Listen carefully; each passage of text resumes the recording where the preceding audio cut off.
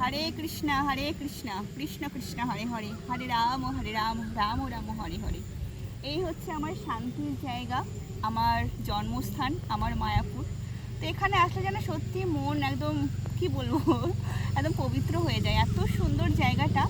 আর আমি হচ্ছে একদম আমাদের যে ইস্কন মন্দিরের পিছনের মাঠে বসে আছি। ভীষণ সুন্দর লাগছে, আবহাওয়াটাও যেমন সুন্দর আর সেরকম সুন্দর জায়গায় বসে আছি। সত্যি এটা আমার গর্বের জায়গা। আর কার কার মায়াপুর ভালো লাগে অবশ্যই কিন্তু কমেন্ট করে জানিও। তো আজকে আমরা বিকেলবেলায় ঘুরতে এসেছি, প্রিঞ্জার একটা নাচের অনুষ্ঠান ছিল।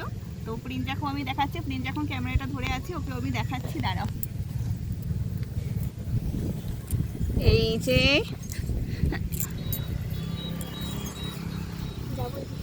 এদিকে ঘুরে বসো, এই যে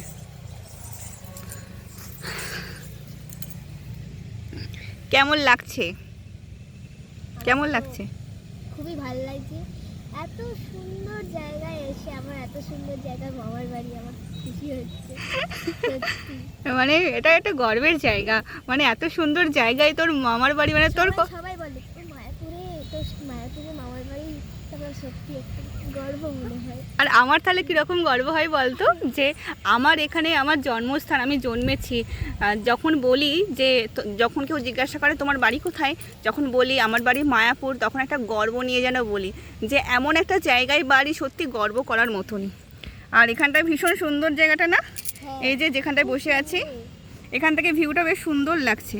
আর একটু মেঘ করেছে, হাওয়া দিচ্ছে, আর মনে হচ্ছে না বৃষ্টি নামবে। বেশ সুন্দর, এই এখনকার আবহাওয়াটা খুব সুন্দর।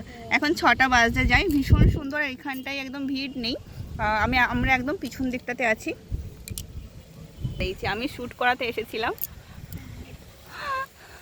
প্রিঞ্জা কিরকম বকা খেয়েছিস না? ওরে বাপরে, শুট করা তো নয়, খালি 10বার বকা খাচ্ছি। এই হয়েছে, মুখে হাত দিয়েছিস কেন? আর এত বকা খেয়েছিস, দিয়ে কি করছিস? কাঁদছিলাম। আর কাঁদবো যখন, তখন বলছে কাঁদবি না একদম।